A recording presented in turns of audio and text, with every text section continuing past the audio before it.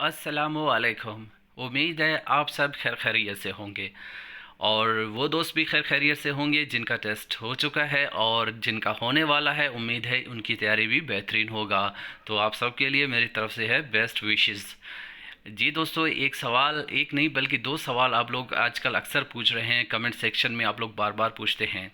पहला सवाल कि क्या प्रोफेशनल डिग्री वाले और नॉन प्रोफेशनल डिग्री वाले दोनों अगर किसी यूनियन काउंसिल में पास हो जाते हैं तो अगर इसका टोटल यानी परसेंटेज है, टोटल जो परसेंटेज है वो नॉन प्रोफेशनल का ज़्यादा है और प्रोफेशनल वाले का परसेंटेज कम है, तो इनमें से कौन सिलेक्ट होगा और कौन रिजेक्ट होगा? एक सवाल ये आप लोग अक्सर पूछ रहे हो।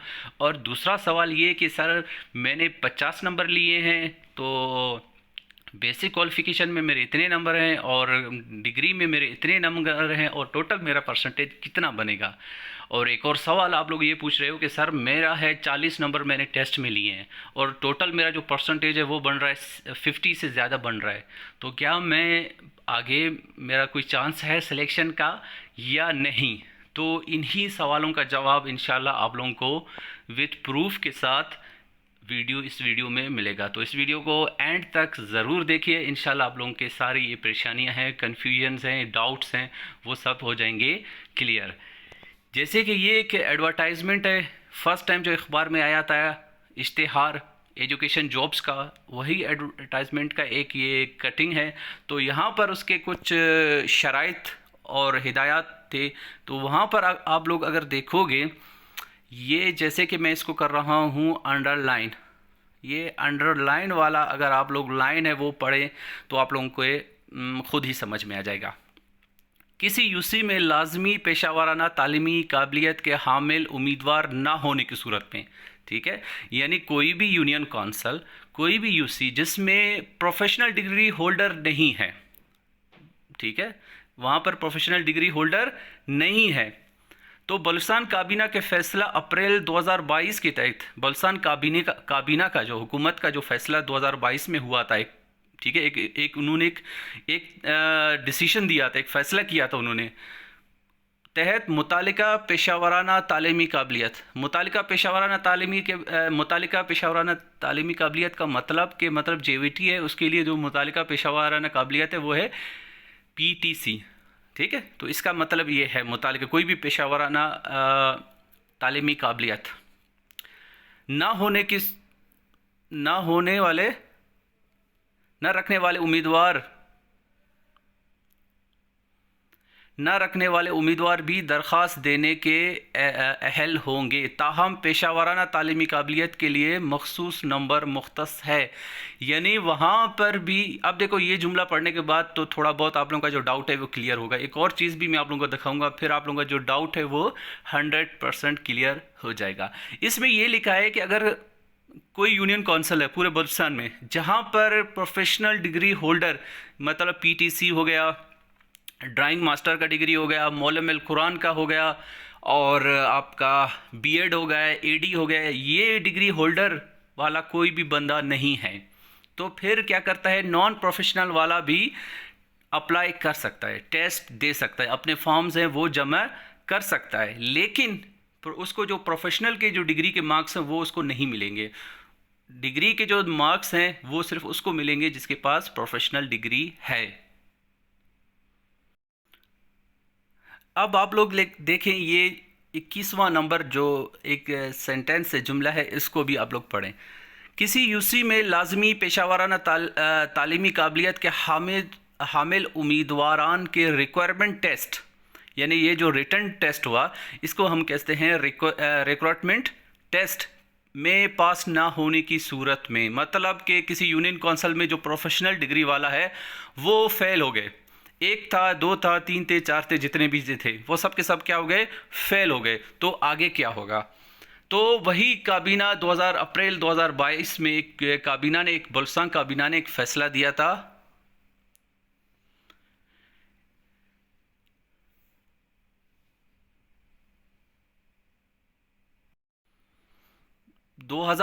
अप्रैल 2022 में बलूचिस्तान काबीना ने जो एक फ़ैसला दिया था कि उसके मुताबिक क्या था कि मुतालिका पेशा वराना तालीमी काबिलियत न रखने वाले पास उम्मीदवारान का इंतखाब किया जाएगा।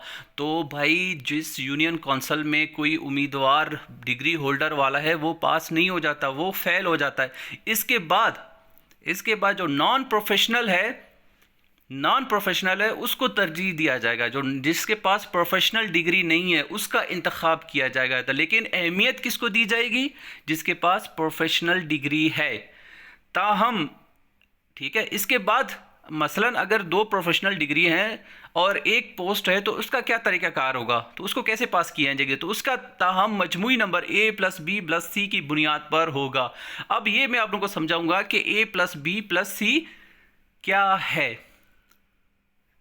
अच्छा, अब ये चीज़ आप लोगों को क्लियर हो गया कि अगर किसी यूनियन कौंसिल में प्रोफेशनल डिग्री वाला भी पास है और नॉन प्रोफेशनल वाला भी, जिसके पास प्रोफेशनल डिग्री नहीं है वो भी पास है, तो जो सिलेक्शन किसका होगा? और पोस्ट एक है, ठीक है, पोस्ट एक है और टोटल जो नंबर अगर ज़्यादा बन रहे हैं, मसलन जो नॉन प्रोफेशनल वाला बंदा है उसने 80 ले लिया टेस्ट में, 80 नंबर ले लिया, और जो प्रोफेशनल जिसके पास प्रोफेशनल डिग्री है उसने जस्ट मर के 50 नंबर ले लिया, मुश्किल से पास हो गया।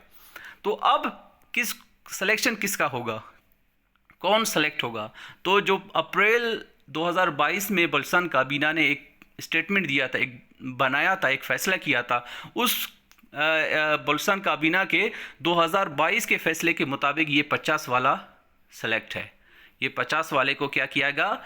सिलेक्शन होगा और ये 80 वाला बेचारा रह जाएगा। क्यों रह जाएगा? क्योंकि इसके पास है प्रोफेशनल डिग्री नहीं है। आई होप कि अभी आप लोगों को क्लियर हो गया होगा। लेकिन अगर किसी भी यूनियन कौंसिल में कोई भी प्रोफेशनल वाला बंदा नहीं है, सारे बिल्कुल बस फेल हो गए या नहीं है, या था फेल हो गया, यानी उसने टेस्ट में 50 नंबर नहीं लिया, वो हो गया फेल। 50 नंबर लाजमी लेना है, चाहे प्रोफेशनल हो चाहे नॉन प्रोफेशनल हो, उसको 50 नंबर टेस्ट में हर हाल में लेना है। अगर नहीं लेगा तो फेल है, चाहे प्रोफेशनल डिग्री वाला हो चाहे नॉन प्रोफेशनल हो। ठीक है, अब क्या होगा कि नॉन प्रोफेशनल तो फेल हो गया, अब रहेंगे प्रोफेशनल वाला है वो फेल हो गया, नॉन प्रोफेशनल वाले रह गए। अब उनका क्या होगा? मार्क्स का काउंट होगा। वो किस तरह होगा वह मैं आप लोगों को बताऊंगा। और जो प्रोफेशनल, अगर किसी यूनियन कौंसिल में एक से ज़्यादा प्रोफेशनल डिग्री होल्डर हैं, मसलन पोस्ट एक है, 2 3 4 पास हो जाते हैं प्रोफेशनल डिग्री वाले, तो उनका क्या तरीकाकार होगा? उनका परसेंटेज किस तरह काउंट होगा? वो भी आप लोगों को मैं इसी वीडियो में बताऊंगा। उसका फार्मूला है A+B+C। जी, अब हम परसेंटेज काउंट करने का तरीका मैं आप लोगों को बताऊंगा। A+B+C। ए में आ जाता है आप लोगों का, जो टेस्ट में जितने नंबर लेते हो वो ए में आ जाते हैं। मसलन आपने 60 नंबर ले लिया है टेस्ट में, इसको आपने करना है प्लस। अब बी मतलब बेसिक क्वालिफिकेशन। मतलब बेसिक क्वालिफिकेशन यहाँ पर दो हैं, एक है FA FSC और दूसरा है BA BSc। JVT और मौलुमुल कुरान, इनका जो बेसिक जो क्वालिफिकेशन है वो है FA और FSC। बाकी जितने भी पोस्ट हैं उन सब का जो बेसिक क्वालिफिकेशन है वो है BA और BSc। अगर आपने फर्स्ट डिवीजन में पास किया है तो आपको मिलेंगे 20 किसके? Basic qualification. अच्छा, एक और कन्फ्यूजन भी है बहुत से उम्मीदवारों में कि अप्लाई किया है उसने JVT के लिए और उसने किया हुआ है मास्टर्स यानी MA किया हुआ है, और MA उसका फर्स्ट डिवीजन में है, लेकिन FA और FSC है वो उसका सेकंड डिवीजन में है। तो वो बोलता है कि सर मुझे 10 नंबर क्यों मिले? तो भाई आपका जो बुनियादी तालीमी काबिलियत है वो FA और FSC है, उसमें आपने लिया है 10 सेकंड डिवीजन, तो सेकंड डिवीजन को मिलेंगे 10 नंबर। आई होप कि ये चीज़ क्लियर होगा। और जो है EST और JET, इनका जो बुनियादी तालीमी काबिलियत है वो है BA और BSc। अब उनका ये मसला है, वो ये पूछ रहे होते हैं सर हमने मास्टर्स किया है, हमने MA किया हुआ है, हमारा MA फर्स्ट डिवीजन में, तो हमें 10 नंबर क्यों मिले? तो भाई आपका जो है ना MA को नहीं देखा जाएगा, आपके FA FSC को नहीं देखा जाएगा, आपका जो है BA BSc इस चीज़ को देखा जाएगा कि आपने BA BSc में कौन सा डिवीजन लिया। अगर फर्स्ट है तो आपको 20 मिलेंगे, अगर सेकंड है तो आपको 10 मिलेंगे, अगर थर्ड है तो 0। तो यहाँ पर आपके मसलन आपका सेकंड डिवीजन है, आपने 10 लिया है, ठीक है। इसको करो प्लस। और यहाँ पर है आपका प्रोफेशनल डिग्री, अगर प्रोफेशनल डिग्री है तो आप नंबर ऐड करो, अगर नहीं है तो अब मसलन आपके पास प्रोफेशनल डिग्री है, हम यहाँ पर ऐड करते हैं 10 नंबर, ठीक है। इसके इनको करो सारे प्लस, 60, 70 और ये 10 ऐड किया तो ये हो जाते हैं 80। तो ये ABC का वाला फार्मूला है ये। अब मैं आगे आपको बताऊंगा कि इसको काउंट करने का तरीका भी बताऊंगा। अच्छा, एक और चीज़ ये आप लोगों को ज़रूर मालूम होना चाहिए कि बुनियादी तालीमी काबिलियत कौन कौन से हैं। EST का जो बुनियादी तालीमी काबिलियत है वो है ग्रेजुएशन, यानी BA या BSc हम आम जुबान में इसको कहते हैं। और इसका जो प्रोफेशनल डिग्री है वो क्या है, AD है और B.Ed है, ठीक है। AD है और B.Ed, ये प्रोफेशनल डिग्री इसके लिए ज़रूरी है। ऐसे ना हो कि आप EST के लिए अप्लाई कर रहे हो और आपने किया है PTC और आप बोल रहे हो कि मुझे प्रोफेशनल डिग्री के मार्क्स मिलें, तो ये बिल्कुल आपको नहीं मिलेंगे, क्योंकि ये आपका प्रोफेशनल डिग्री आपका PTC नहीं है। PTC है JVT का। जूनियर इंग्लिश टीचर का भी इसी तरह जो है बेसिक क्वालिफिकेशन है वो है BA BSc, और इसका है CT, यानी जो है प्रोफेशनल डिग्री है वो है CT। Junior English teacher, tech, junior drawing master, इसके लिए भी ग्रेजुएशन यानी BA BSc, और जूनियर अरबिक टीचर, इसके लिए भी यही BA BSc चाहिए। फिजिकल एजुकेशन टीचर के लिए BA BSc, और जूनियर जो JVT है सिर्फ उसके लिए FA और FSc, और मौलम कुरान इसके लिए भी FA और FSc की ज़रूरत है, और PTC की डिग्री का होना मस्ट है जी। तो ये आप लोग देखें कि जिनका फर्स्ट डिवीजन है उसको 20 नंबर, कौन सा, जो बुनियादी तालीमी काबिलियत बेसिक क्वालिफिकेशन, उसमें अगर फर्स्ट डिवीजन है तो आपको मिलेंगे 20, सेकंड है तो आपको मिलेंगे 10, और थर्ड डिवीजन है तो आपको कुछ नहीं मिलेगा। प्रोफेशनल डिग्री के भी टोटल 10 हैं, फर्स्ट डिवीजन में आपको मिलेंगे 10, सेकेंड वाले को मिलेगा 5 और थर्ड डिवीजन को मिलेगा 0। अब मैं आप लोगों को एक मिसाल ABC वाला फार्मूला है उसके मुताबिक मैं आपको मिसाल देता हूँ। एक ABC मतलब A से हमने बताया था कि टेस्ट में नंबर। अब मसलन एक बंदा है जिसने टेस्ट में 60 नंबर ले लिया, 60 नंबर उसने टेस्ट में लिया और वो हो गया पास। 10 नंबर ले लिया है उसने बेसिक क्वालिफिकेशन में, क्योंकि उसका जो सेकेंड डिवीजन में पास था, इसलिए इसको मिले हैं 10 नंबर मिले उसको प्रोफेशनल डिग्री में, क्योंकि उसका फर्स्ट डिवीजन था प्रोफेशनल डिग्री में। ये टोटल मिला के बन जाते हैं 80, ठीक है। अब 80 को हम तकसीम करेंगे 130 के साथ। 130 कहाँ से है, अभी आप लोग भी परेशान होंगे। 130 इसलिए आया कि ये जो है टोटल नंबर टेस्ट के हैं वो कितने हैं, 100 हैं। टोटल टेस्ट के नंबर हैं वो कितने, 100 हैं। और टोटल जो बेसिक क्वालिफिकेशन है उसके नंबर कितने हैं, वो है 20। और टोटल प्रोफेशनल डिग्री के कितने नंबर हैं, वो हैं 10। इन सब को आप प्लस करोगे तो ये बन जाते हैं 130 हो जाते हैं। ये कितने हो जाते हैं, 130। अब 130 को आपने 80 को आपने क्या करना है, 80 उसका टोटल नंबर है, डिवाइड करना है 130 से, और इसको मल्टीप्लाई करना है आपने 100 से। जो जवाब आएगा वो आपका हो जाएगा परसेंटेज। जैसे ही आप इसको सॉल्व करोगे तो आपके पास जवाब आएगा 61 पॉइंट, यानी 61.53, 61.53 आपका जवाब आएगा।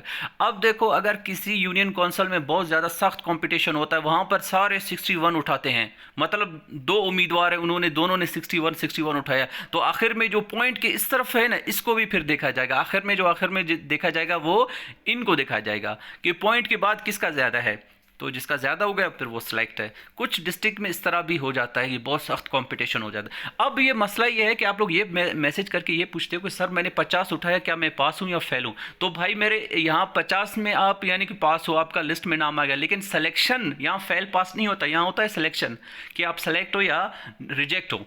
आप रह गए, आप सिलेक्शन आपकी हो गई। तो सिलेक्शन के लिए आपका टोटल यूनियन काउंसिल को देखना पड़ेगा, जिसका मतलब किसी यूनियन काउंसिल में है ना सबसे ज़्यादा है परसेंट है वो 61 वाले का, तो 61 वाला पास है। अगर किसी यूनियन काउंसिल में सबसे ज़्यादा 80 है, 90 है, तो उसको देखा जाएगा, ठीक है। हर यूनियन काउंसिल का परसेंटेज अलग अलग बनता है, क्योंकि सारे काबिलियत में एक जैसे नहीं होते। किसी यूनियन काउंसिल में बहुत ज़्यादा काबिल उम्मीदवार होते हैं तो वहाँ पर परसेंटेज ज़्यादा होता है, और जहाँ पर कम है तो वो कम बनेगा। आई होप कि ये दो चीज़ें आप लोगों की क्लियर हो गई, एक प्रोफेशनल और नॉन प्रोफेशनल वाला कंसेप्ट आप लोगों का क्लियर होगा। तो नॉन प्रोफेशनल वाले आप लोग उम्मीद ना तोड़ें, ना उम्मीद ना हो। भाई ये ज़रूरी नहीं कि जिसके पास प्रोफेशनल डिग्री हो वो और वो काबिल हो, बहुत कम होते हैं, ऐसे मैं नहीं बोलता हूँ सारे एक जैसे नहीं होते हैं, काबिल इनमें होता है लेकिन बहुत कम होते हैं। तो आप लोग दुआ करें कि वो एक तो ना हो, और ना अगर हो भी गया तो दुआ करें कि वो फेल हो जाए, तो फिर आप लोगों का कुछ बन सकता है। और मेरे बेस्ट विशेस आप दोनों के साथ है, जो प्रोफेशनल और नॉन प्रोफेशनल दोनों के लिए है। तो आई होप कि आप लोगों को सब कुछ समझ में आ चुका है।